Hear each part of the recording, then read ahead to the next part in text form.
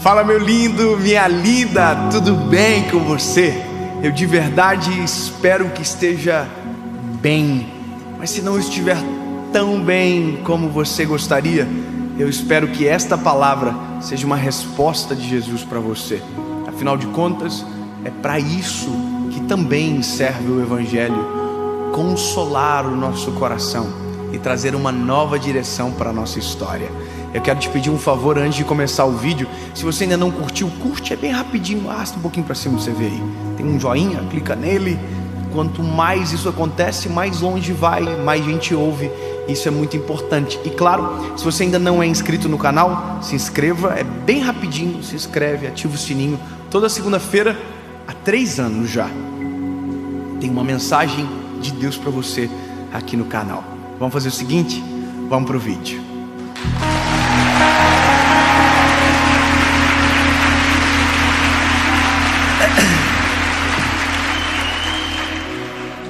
Evangelho de Jesus, conforme escreveu Marcos, capítulo de número 6, versículo de número 38.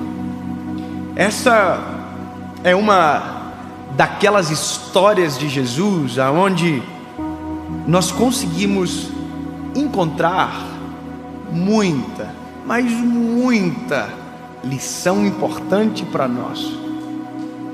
Olha só, Marcos 6:38 diz o seguinte: Jesus perguntou: quantos pães vocês tende? Ide e vejam. E quando souberam, disseram a Jesus: 5 pães e 2 peixes. E ele ordenou-lhes que fizessem assentar todos em grupos sobre a grama verde. E eles assentaram-se em grupos de 100 e de 50. E tomando ele os 5 pães e os 2 peixes, e olhando para o céu, abençoou, e partiu os pães, e deu aos seus discípulos, para que pusessem diante deles, e dividiu os 2 peixes entre todos eles. E todos eles comeram e se fartaram, e recolheram 12 cestos cheios dos pedaços e de peixes. E os que comeram os pães eram quase 5.000 homens. Uau! Sabe, essa nossa expressão foi exatamente a mesma expressão do rosto dos discípulos.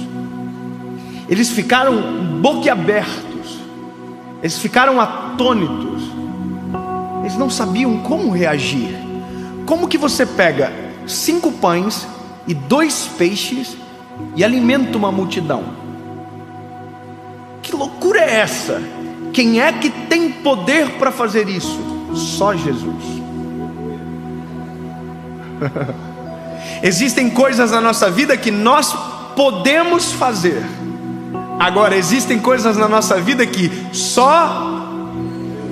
Vamos reconhecer junto? Existem coisas na nossa vida que a gente pode fazer. Agora, existem outras que só Jesus. E sabe, é isso que nós demoramos para entender. Nós vivemos lutando, tentando fazer aquilo que Jesus faz, e queremos que Jesus faça aquilo que nós deveríamos fazer. Quando o Senhor falou comigo através dessa mensagem, o que Jesus faria no meu lugar, na verdade, é uma pergunta que nós devemos fazer. Obviamente tem um livro muito antigo de 1900 ou 1800 e alguma coisa, do Charles Sheldon, que é exatamente semelhante ao tema: em meus passos, o que faria Jesus? Ou originalmente é In His Steps, ou em seus passos. Sabe, esse livro ele fala o seguinte: olha, nos meus passos, para onde Jesus iria? Sabe, quais seriam as decisões que Jesus iria tomar? E se seguirmos os passos de Jesus, nós chegamos exatamente nesta compreensão. Seguir a Jesus me leva na direção dele, a direção que ele tomou. Mas nessa questão que hoje eu gostaria de abordar é dentro da minha missão, o que eu faço? Ou se Jesus estivesse no meu lugar, cumprindo o meu propósito, o que Jesus faria? É engraçado imaginar assim, se eu trabalho de caixa de um mercado, se Jesus trabalhasse no meu lugar, o que ele faria? Essa percepção, ela é muito grande, no sentido de que ela é profunda você imaginar isso. Eu preciso imaginar, no meu lugar, pregando, sentadinho nessa cadeira agora, o que Jesus falaria. E por mais que seja o Dave falando aqui, mas no meu secreto a minha pergunta é: Jesus, o que eu devo falar? Afinal de contas, a mensagem é dele, eu sou só o pregador. A pergunta para você é: primeiro, aonde você está, Jesus estaria?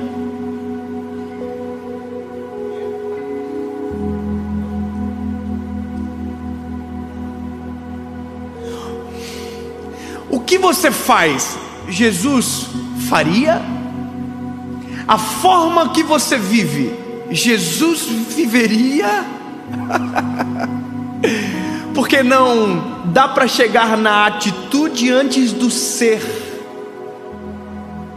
Porque não tem como fazer o que Jesus faria sem ser aquilo que ele era, aquilo que ele é e para sempre será.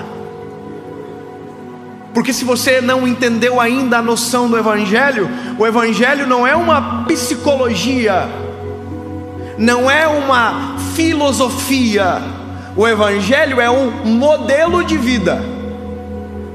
E o Evangelho não é algo que eu pego fragmentado, escolho o que eu ouço, o que eu acredito ou o que eu vivo. Não, não.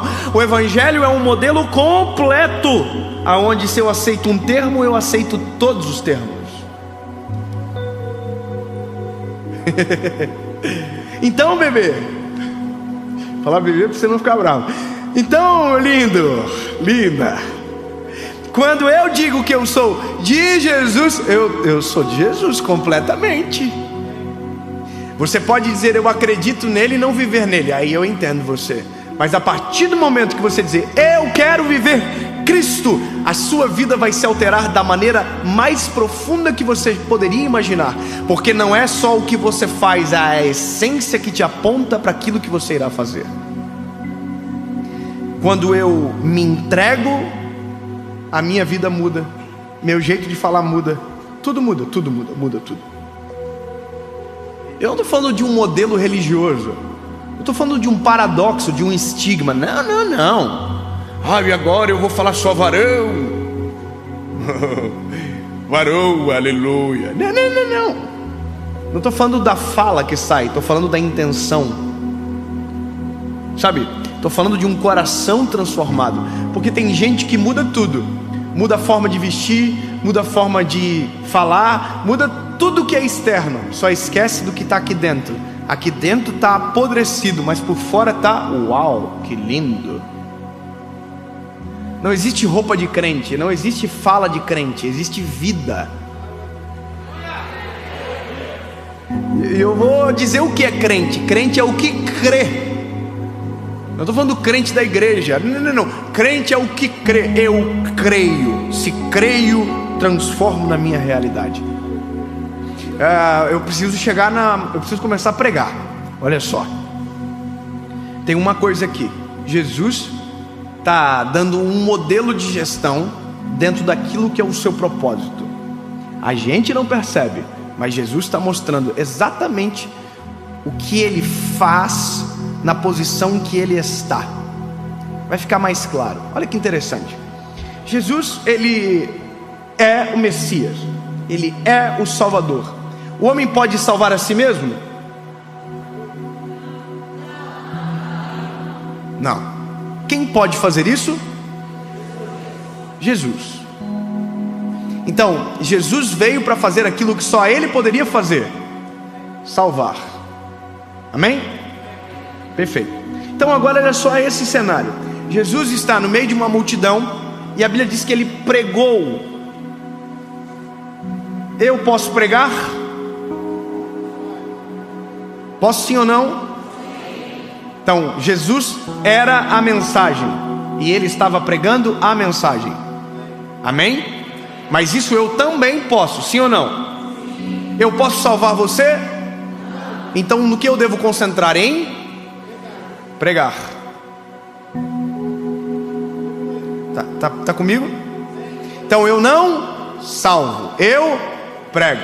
Então a minha vida, batalha não é para salvar você, porque isso não é eu que faço.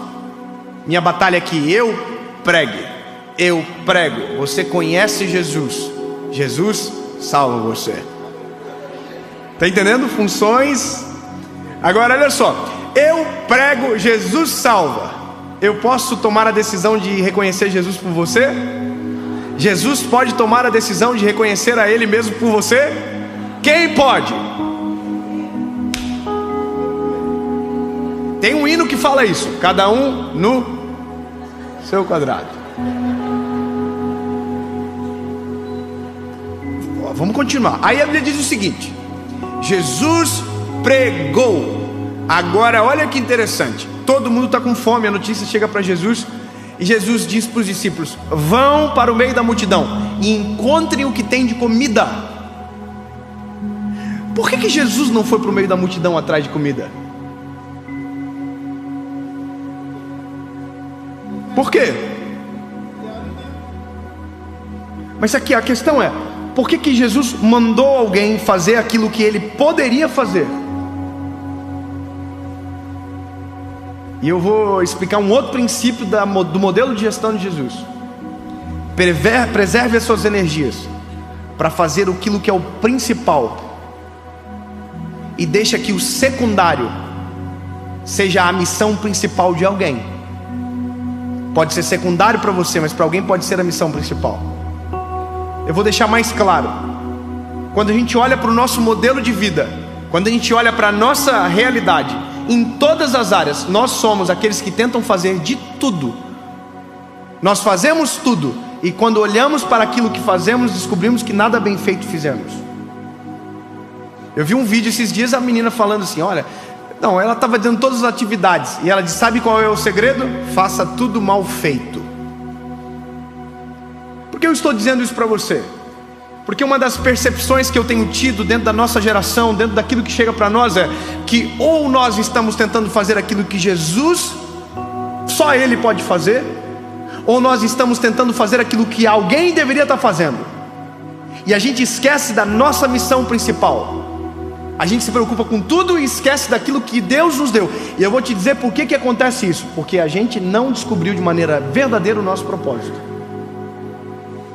Quando a gente não sabe qual é o nosso propósito, em todo tempo a gente está tentando fazer aquilo que alguém está fazendo, ou a gente está interrompendo, interferindo na missão de alguém. Um dia um amigo meu, que hoje é diretor da nossa associação evangelística, falou para mim, Dave, o que você faz na igreja? E eu disse para ele, eu prego, eu dou aula na escola dominical, eu sou líder de jovens, eu faço lavação de carro no final de semana, eu fazia tudo. E ele disse para mim, e o que você faz bem feito? E eu, com muita humildade, disse, tudo. E ele falou, não, pode ter certeza que você não faz bem feito, porque quem não sabe o que procura, quando encontra não percebe. Se você não sabe quem você é e o que nasceu para fazer, tudo o que faz acaba sendo de qualquer forma, porque os teus olhos, o teu coração não está naquilo. É a mero ativismo. Você faz tudo e não faz nada. E naquele dia eu entendi, então eu vou tomar uma decisão. Eu sou um pregador do Evangelho. Tudo o que eu fizer vai apontar para essa missão. Eu sou um pregador do Evangelho. Aqui mora uma coisa riquíssima. Jesus sabia quem Ele era, e por isso fazia aquilo que era competente a Ele. Ele sempre soube do início ao fim o que veio fazer, A salvação era a primazia do seu ministério. Então a multidão está com fome. Quem pode alimentar a multidão? Jesus. Só que Jesus sabe delegar missões. Diz: busquem alimento. Aí o alimento vem. Quem é que multiplica o alimento? Os discípulos ou Jesus? Jesus multiplica o alimento. Ele divide em 12 cestos e dá uma ordem: vão até o povo, coloquem montes de pessoas, separem 150. Quem foi que fez? Jesus dividiu o povo ou os discípulos dividiram o povo? Os discípulos. Jesus poderia fazer? Sim, mas tinha gente para fazer.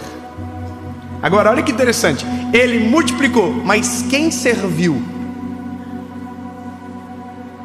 Quem serviu? Os discípulos. A pergunta é: quem que abençoou o alimento antes que ele fosse servido? Jesus. Você entende que na mesma história existem várias funções e que a história é tão perfeita porque cada um fez aquilo que era para fazer? Jesus fez o que era para ele fazer. Agora olha que interessante, chega no final, os discípulos estão tudo com a boca assim aberta. Oh my God. Jesus manda eles irem embora e agora Jesus faz aquilo que ele precisava fazer. Ele despede a multidão. Ele despediu a multidão. Início, meio, fim. E aí a Bíblia diz que Jesus sobe para orar e os discípulos vão para o meio do mar e enfrentam uma grande tempestade. Eu preciso fazer a análise correta junto com você, para que isso seja poderoso para mudar a sua percepção sobre o que você está fazendo agora. A primeira coisa que você precisa identificar: aonde você está, Jesus estaria. O que você faz, Jesus faria. Dentro da sua missão, o que você tem que fazer, o que Jesus pode fazer e o que alguém pode fazer por você. Quando eu descubro essa organização dentro da minha vida, eu me torno extremamente eficaz naquilo que é o meu chamado. Então eu sei quem eu sou. Quando descubro quem eu sou em Jesus, eu descubro o que eu devo fazer nos meus passos, ou em meu lugar, o que Jesus faria. Eu só sei isso porque a consciência de Jesus está em mim. Então tem coisas que eu digo: Jesus, só tu podes fazer. E tem coisas que Jesus diz: lindão, isso você pode fazer. Então, partindo dessa premissa, a nossa vida se resolve de uma maneira muito extraordinária. Porque na verdade a briga, a batalha, a luta, a dor de descobrir o propósito, ela só é eficaz no resultado de saber a resposta quando buscamos no Senhor. Sabe qual que é o problema? É que eu tento buscar o meu propósito no propósito de alguém o tempo todo. Eu tento fazer aquilo que alguém está fazendo o tempo inteiro. Se eu focar no meu chamado, eu sei quem eu sou e o que eu devo fazer. Vou te dar um exemplo bem simples. Eu sou um evangelista. É isso que eu sou. Eu prego de maneira simples. E eu também não sei pregar de maneira complexa. Eu sou assim. É o meu jeitinho. É assim, eu sou assim. Eu amo ouvir o ministério de mestre. É lindo. Sim, é lindo, maravilhoso. O mestre, ele prega de uma maneira diferente. É muito mais expositivo. É ensinamento, é diferente. É um ensinamento diferente. Agora, qual é o negócio chave aqui?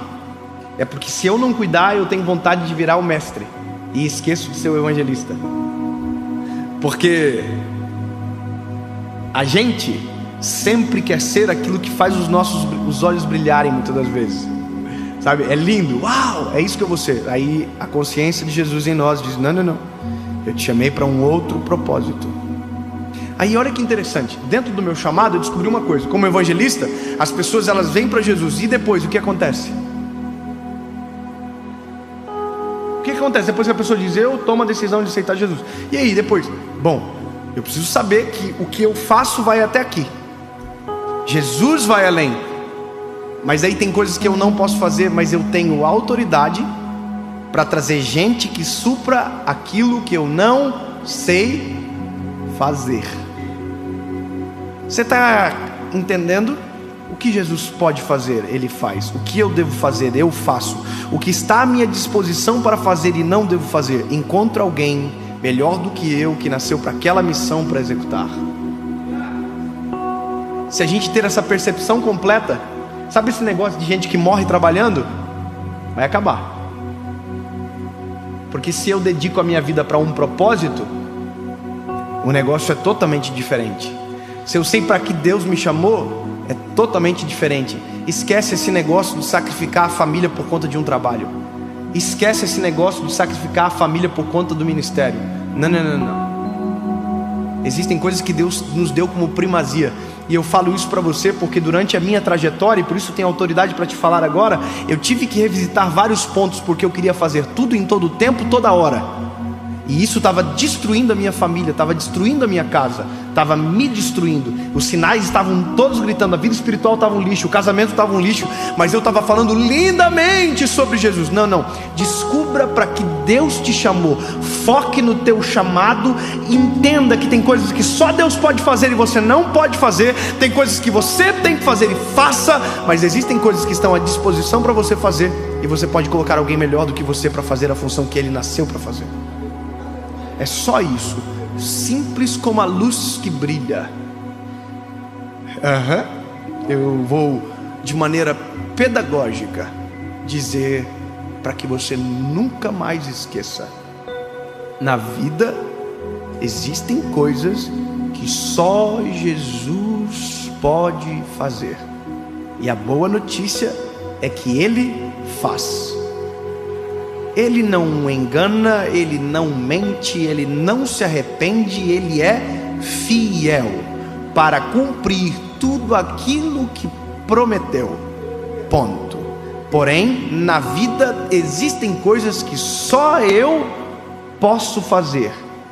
E se Jesus é o meu Senhor e meu Salvador, tudo que sou aponta para Ele, e aquilo que Ele me deu, eu farei. Na mesma história, existem coisas disponíveis para ser feitas, mas que não foram para mim e nem para o Senhor. Então, deixe que alguém faça. Porque se você tentar fazer aquilo que é a missão do outro, a sua missão será esquecida. E aquilo que só você poderia fazer, não será feito, e a missão ficará inacabada. Simples de entender, difícil de viver.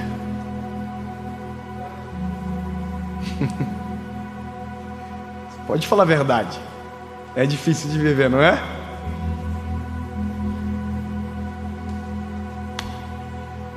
Mas se olharmos para Jesus, lembra? Se olharmos para Jesus, se percebermos os sinais, se entendermos o nosso chamado, 1, 2, 3, o nome de Jesus será glorificado. Afinal de contas, é tudo sobre Jesus.